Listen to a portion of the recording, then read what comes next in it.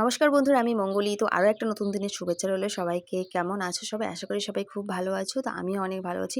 তো সকালকার প্রথম বাসি কাজ যেটা হয় সেটা সকালবেলা ঘর উঠোন ঝাড় দিয়ে নেওয়া। আর গ্রামের পরিবেশ বুঝতেই পারছো, যারা গ্রাম থেকে দেখবে তারা অবশ্যই জানবে। তো ঘর উঠোন ঝাড় দিয়ে নিয়ে বাসি কাজটা সেরে তারপরে এই যে গরুকে বের করলাম। গরু বের করে গরুর খাবার কাটছি। তো সকালবেলা বেশ ভালোই ঠান্ডা পড়েছে, গরুকে এখন খাবার দিয়ে দিচ্ছি। ভাবলাম গরুর গায়ের পর একটা কিছু দেই, তো একটা চাদর ছিল পুরনো, সেটা দিলাম, ও ফেলে দিল। ব্যাস, ওকে এখন খাবার দেওয়া হয়ে গেল। খাবার দিয়ে এখন যাব হচ্ছে গোয়াল ঘরে। অন্য দিন এমনিতে তো আমি রান্না করার পরেই গোয়াল ঘর পরিষ্কার করি, কিন্তু আজকে বরমশাই কাজে যাবে না, তো সেই জন্য একদম রান্নাঘর গরুর ঘরটা পরিষ্কার করেই বের হব। আর আজকে অনেক কাজ আছে, আজকে উঠোন লেপতে হবে, কারণ আজকে আমাদের শুদ্ধি।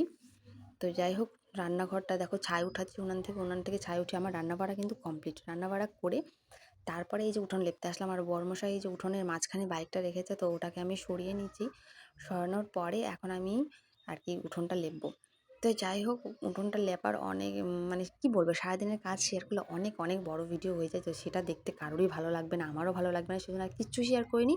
একদম সন্ধ্যার সময় চলে এসেছি। দেখো, এই যে আমার শ্বশুর মশাই নিয়ে এসছে মাছ। তো এটা কি মাছ আমি ঠিক জানি না, মাথাটা এত বড়, মানে মাছের বডির থেকে মাথাটাই বেশি বড়। খেতে কেমন লাগবে আমি জানি না, নাম আমি জানি ঠিকই, কিন্তু আমি মানে সঠিক জানি না যে কী মাছ। তো তারপরে এই যে আমার বরমশাই আবার মাংস নিয়ে এসছেন। ছোটো মেয়ের বার্থডে গেছে কালকে, ওর মাংস খেয়ে নাকি পোষায়নি, তো সেই জন্য আবার মাংস নিয়ে আসলো আজকে ওর কথাতে।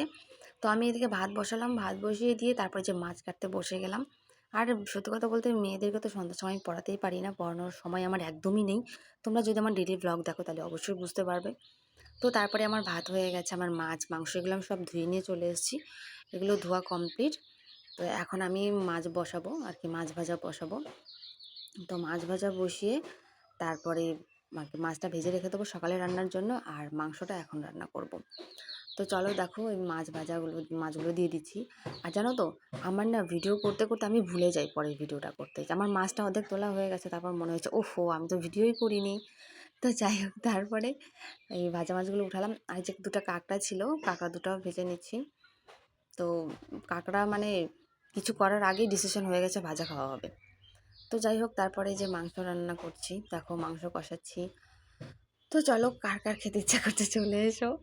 পার্সেল তো করে দিতে পারবো না, তো যাই হোক এমনি নেমন্তন্ন করলাম, পারলে এসো, অন্য একদিন রান্না করে খাওয়াবো আমার কাছের বন্ধুরা যারা আছো। তো তারপরে যাই হোক, এই যে ধনেপাতা দিয়ে নামালাম মাংসটা।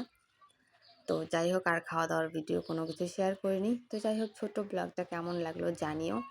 ততক্ষণ সবাই ভালো থেকো, সুস্থ থেকো, দেখা হচ্ছে পরের কোনো ভিডিওতে। টাটা।